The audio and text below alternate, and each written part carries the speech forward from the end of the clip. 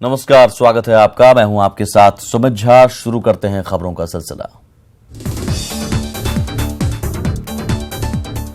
भागलपुर में जेडीयू प्रत्याशी अजय मंडल के पक्ष में एनडीए की ओर से चुनावी सभा का आयोजन किया गया, जिसमें सभी नेताओं के निशाने पर महागठबंधन रहा। सभा में सभी एनडीए के नेताओं ने अजय मंडल को वोट देने की अपील की। भागलपुर कलेक्ट्रेट में आज कुल 11 उम्मीदवारों ने नामांकन पर्चा दाखिल किया। उनमें एनडीए की ओर से जेडीयू उम्मीदवार और नाथनगर विधायक अजय मंडल ने भी अपना नामांकन पर्चा दाखिल किया।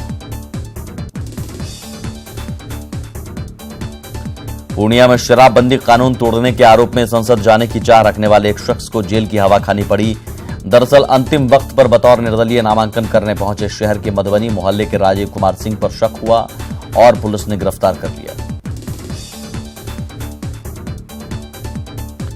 बिहार के डिप्टी सीएम सुशील मोदी ने राहुल के चुनावी वादों पर जमकर तंज कसा है। मुजफ्फरपुर में एक प्रेस कॉन्फ्रेंस कर सुशील मोदी ने कहा कि 1971 में स्वर्गीय इंदिरा गांधी ने चुनावी वादा कर जीत तो दर्ज कर लिया, लेकिन उसके बाद उन्होंने कोई वादा पूरा नहीं किया। पप्पू यादव को आदर्श आचार संहिता मामले में दरभंगा कोर्ट से जमानत मिल गई है। 2015 विधानसभा चुनाव में तय समय के बाद हेलीकॉप्टर उतारने का मामला है। खगड़िया में 28 मार्च से नामांकन शुरू होगा, उसे लेकर प्रशासनिक तैयारी पूरी हो गई है। खगड़िया डीएम ने लोगों से भयमुक्त होकर मतदान करने की अपील की है। शिवहर लोकसभा चुनाव को लेकर डीएम और एसपी ने बैठक की, साथ ही शराब कारोबारियों पर नकेल कसने को लेकर निर्देश दिया। कटिहार से राष्ट्रवादी कांग्रेस पार्टी ने अपनी दावेदारी ठोकी है। पूर्व विधायक मोहम्मद शकूर ने आज अपना नामांकन पर्चा भरा। बक्सर में मतदाता जागरूकता के लिए भरत शर्मा को जिला आइकॉन बनाया गया है। भरत शर्मा ने कहा कि लोकतंत्र में वोट करना जरूरी है। बक्सर में लोकसभा के आरजेडी प्रत्याशी जगदानंद ने बीजेपी पर हमला बोला है। केंद्र सरकार पर नाकाम रहने का आरोप लगाया है। मुंगेर बीआरएम कॉलेज में मतदाता जागरूकता अभियान चलाया गया, जहां छात्राओं ने मतदान की शपथ ली। यहां निर्वाचन आयोग की जिला आइकन श्यामा रानी और डॉक्टर नेहा गुप्ता मौजूद रहीं। लोकसभा चुनाव को लेकर कांग्रेस के राष्ट्रीय अध्यक्ष राहुल गांधी के न्यूनतम आय वाले वादे पर केंद्रीय मंत्री अश्वनी चौबे ने तंज कसा है। सासाराम में कार्यक्रम के दौरान अश्वनी चौबे ने राहुल गांधी की चुनावी घोषणा को ठगबंधन करार दिया है।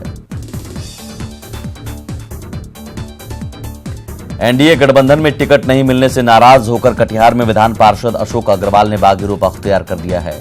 एनडीए की तरफ से टिकट नहीं मिलने पर अशोक अग्रवाल ने निर्दलीय प्रत्याशी के तौर पर नामांकन का पर्चा भर दिया है। महागठबंधन में जगह नहीं मिल पाने से नाराज पप्पू यादव और वाम दलों ने तेजस्वी यादव और आरजेडी पर बड़ा आरोप लगाया है। पप्पू यादव ने तेजस्वी यादव पर कमजोर महागठबंधन बनाने के लिए जिम्मेदार ठहराया। दरभंगा में कीर्ति आजाद के समर्थन में सड़कों पर उतरे कांग्रेसी नेता। कीर्ति आजाद के समर्थन में जमकर नारेबाजी की। महागठबंधन से कांग्रेस के टिकट पर कीर्ति आजाद को उम्मीदवार बनाने की मांग भी की।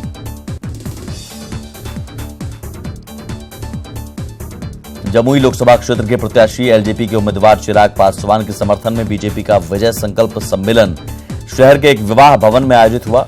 आयोजन में मुख्य रूप से केंद्र सरकार के मंत्री रामकृपाल यादव के साथ सांसद चिराग पासवान शामिल हुए। कांग्रेस अध्यक्ष राहुल गांधी के हर गरीब के खाते में सालाना 72,000 की घोषणा पर बाढ़ में जेडीयू प्रवक्ता और एमएलसी नीरज कुमार ने हमला करते हुए कहा कि सिर्फ झूठे वायदे और घोषणा से कुछ नहीं होने वाला।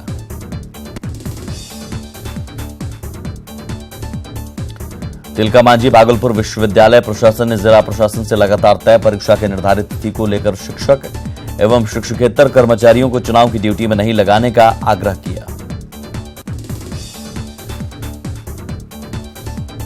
पटना एयरपोर्ट पर रविशंकर प्रसाद और आरके सिन्हा के समर्थक भिड़ गए। हंगामे के बाद पुलिस ने स्थिति को नियंत्रित किया।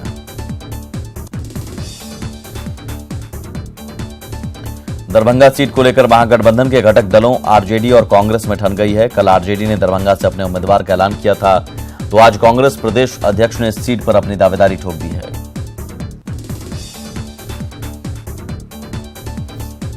पटना एयरपोर्ट पर आज केंद्रीय मंत्री रविशंकर प्रसाद और आरके सिन्हा के समर्थकों में जमकर झड़प हुई। आरके सिन्हा को टिकट नहीं देने से उनके समर्थक नाराज थे।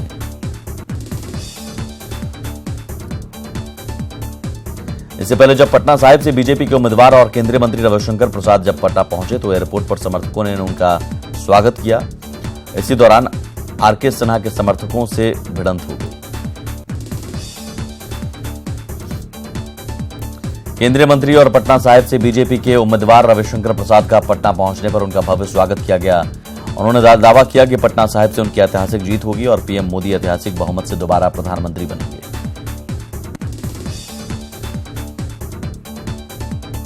महागठबंधन में सुपौल संसदीय क्षेत्र को लेकर जारी खींचतान और रंजीता रंजन पर आरजेडी कार्यकर्ताओं की जुबानी हमले पर सांसद पप्पू यादव ने कहा कि रंजीता कांग्रेस के मजबूत सिपाही हैं। उन्होंने कहा कि रंजीता रंजन खुद सक्षम है, सुपौल की जनता ऐसे लोगों को जवाब देगी। झारखंड प्रदेश कांग्रेस अपने कोटे के सभी 7 सीटों पर प्रत्याशियों की घोषणा अगले कुछ दिनों में कर देगी। पार्टी प्रवक्ता आलोक दुबे ने कहा कि रांची से सुबोधकांत सहाय, चतरा से मनोज यादव उम्मीदवार हो सकते हैं।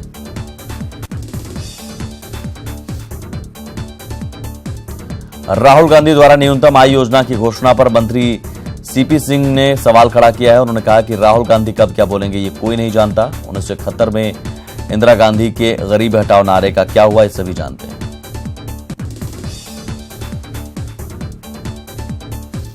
गुमला में वोटिंग प्रतिशत बढ़ाने के लिए जागरूकता अभियान तेज कर दिया गया है। छोटे छोटे बच्चों ने भी वोटरों को जागरूक करने के लिए साइकिल रैली निकाली।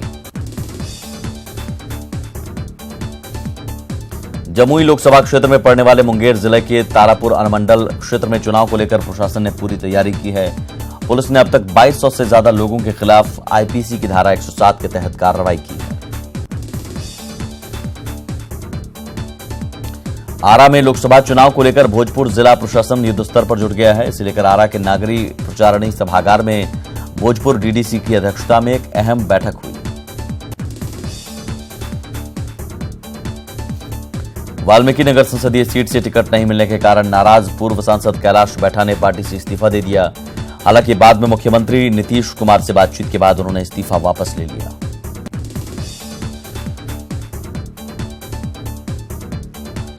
वाल्मीकि नगर से जेडीयू के प्रत्याशी वैद्यनाथ प्रसाद महतो ने आचार संहिता का उल्लंघन किया है। उनके समर्थकों ने बिना अनुमति के जुलूस निकाला।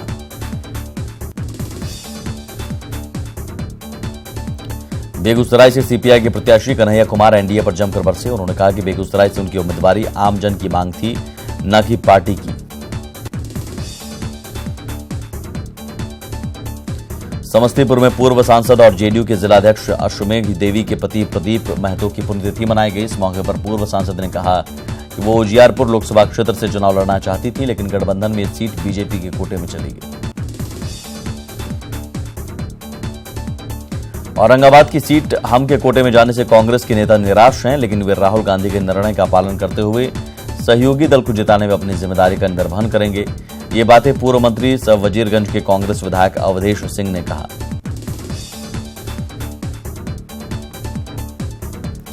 पूर्णिया में नामांकन का अंतिम दिन निर्दलीय प्रत्याशियों के नाम रहा। आज कई निर्दलीय प्रत्याशियों ने अपने अपने नामांकन किए और जीत के दावे किए। पूर्णिया में किसानों के मुद्दे को उठाने वाले अनिरुद्ध मेहता ने भी नामांकन किया। बाढ़ के मोकामा में एनडीए कार्यकर्ताओं ने बैठक का आयोजन किया। बैठक में सभी दलों के नेता और कार्यकर्ता मौजूद रहे। सभी दलों के नेताओं ने सर्वसम्मति से मुंगेर लोकसभा से ललन सिंह को जिताने की अपील की और वोटरों को एकजुट करने के लिए रणनीति तैयार की। महागठबंधन के भीतर सीटों को लेकर मचा घमासान शांत होने का नाम नहीं ले रहा। आज जहानाबाद से आए लोगों ने स्थानीय उम्मीदवारी को लेकर राबड़ी आवास के बाहर खूब नारेबाजी की।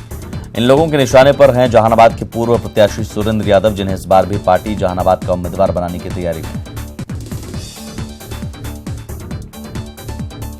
पटना में जनतांत्रिक विकास पार्टी की ओर से प्रेस कॉन्फ्रेंस का आयोजन किया गया। प्रेस कॉन्फ्रेंस को संबोधित करते हुए राष्ट्रीय अध्यक्ष अनिल कुमार ने कहा कि हमारी पार्टी आगामी लोकसभा चुनाव में 40 में से 25 सीटों पर अपना उम्मीदवार उतारेगी। इसका ऐलान 29 मार्च को किया जाएगा। 6 बागी विधायकों के मामले में झारखंड हाईकोर्ट में सुनवाई हुई, जिसमें कोर्ट ने सभी पक्षों को सुनने के बाद अब निर्वाचन आयोग से जवाब मांगा है। मामले की अगली सुनवाई 28 मार्च को होगी। जेवीएम सुप्रीमो बाबूलाल मरांडी ने दुमका में मीडिया से बात करते हुए केंद्र सरकार पर जमकर हमला बोला। उन्होंने कहा कि गरीबी बेरोजगारी पर चर्चा होनी चाहिए, उसे दूर करने के उपाय होने चाहिए, लेकिन सरकार बस सेना के राजनीतिकरण में लगी है। लोकसभा चुनाव की घोषणा के बाद से झारखंड में अब तक आदर्श आचार संहिता के उल्लंघन के 20 मामले आए हैं, जिनमें 16 मामलों में कांड दर्ज किया गया है। साथ ही पब्लिक और प्राइवेट प्रॉपर्टी पर दीवार लेखन, बैनर और पोस्टर लगाए जाने के भी 808 मामले आए हैं। आरजेडी के बदलते तेवर के बीच कांग्रेस पलामू सीट पर भी चुनाव लड़ने की तैयारी में है। कांग्रेस ने साफ इशारा किया कि आरजेडी का एक सीट पर स्वागत है, लेकिन विकल्प भी तैयार रखा गया है। जेवीएम के प्रधान महासचिव और गोड्डा लोकसभा सीट से महागठबंधन के संभावित प्रत्याशी प्रदीप यादव ने मौजूदा सांसद निशिकांत दुबे पर जनता को ठगने का आरोप लगाया है।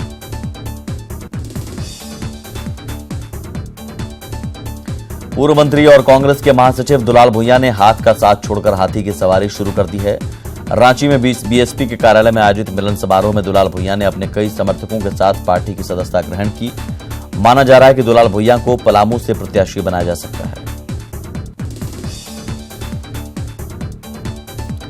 जामताड़ा में सारठ की जिला परिषद सदस्य पिंकी कुमारी ने मंत्री रणधीर सिंह पर मारपीट का आरोप लगाया है। हालांकि रणधीर सिंह ने इससे साफ इनकार किया है और इसे विरोधियों की साजिश करार दिया है।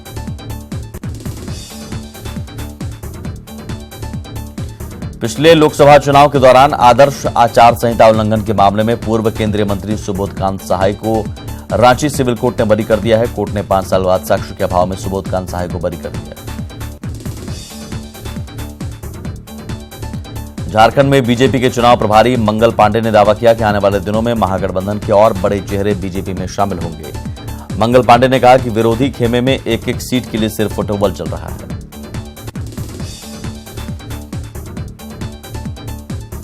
गोड्डा सांसद निशिकांत दुबे बीती देर रात भागलपुर पहुंचे, जहां उन्होंने मीडिया से बातचीत में जेडीयू प्रत्याशी को अपना छोटा भाई करार दिया और क्षेत्र के विकास के लिए उन्हें जिताने की अपील की। अन्नपूर्णा देवी की बीजेपी में शामिल होने के बाद आरजेडी के प्रदेश अध्यक्ष गौतम सागर राणा कोडरमा पहुंचे और आधी रात तक पार्टी कार्यकर्ताओं के साथ मीटिंग की।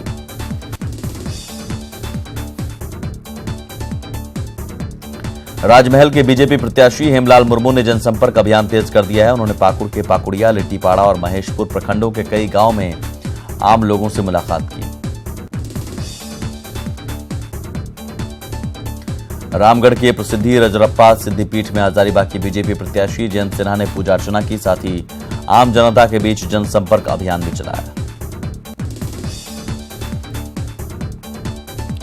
रामगढ़ के बीजेपी कार्यकर्ताओं ने हजारीबाग से जयंत सिन्हा को टिकट देने का स्वागत किया है। साथ ही हजारीबाग से बीजेपी की जोरदार जीत का भी दावा किया है।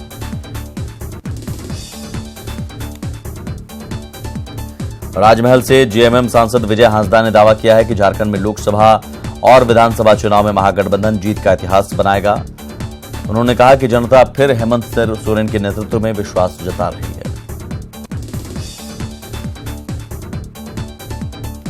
लोहरदगा से तीसरी बार सुदर्शन भगत को बीजेपी का टिकट देने से पार्टी कार्यकर्ताओं में खुशी देखी गई। साथ ही उन्होंने लोहरदगा से बीजेपी की जीत तय करार दिया।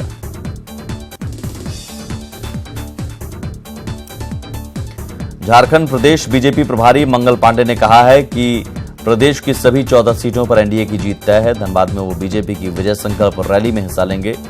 कार्यक्रम में भाग लेने के लिए वो आज सुबह धनबाद पहुंचे। लोहरदगा के कृषि विज्ञान केंद्र में स्किल डेवलपमेंट कैंप लगाया गया, जिसमें किसानों को बीज उत्पादन के आधुनिक गुण सिखाए गए।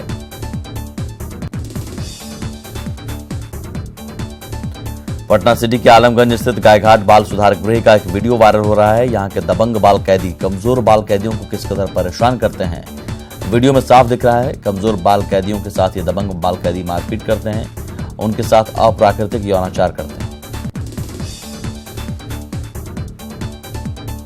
पटना सिटी में एक मजदूर की मौत पर परिजनों और स्थानीय लोगों ने जमकर हंगामा किया। मामला माल सलामी थाना क्षेत्र के शरीफागंज का है। मुआवजे की मांग को लेकर परिजनों ने अशोक राजपथ को जाम कर दिया।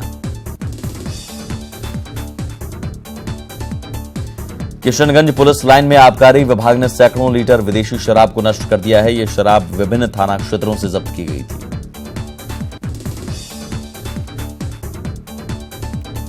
बेगूसराय के नीमा चांदपुरा में एक महिला की संदेहास्पद स्थिति में जलकर मौत हो गई। ससुराल पक्ष के दहेज के लिए हत्या का आरोप लग रहा है, हालांकि पुलिस ने अब तक कोई कार्रवाई नहीं की है।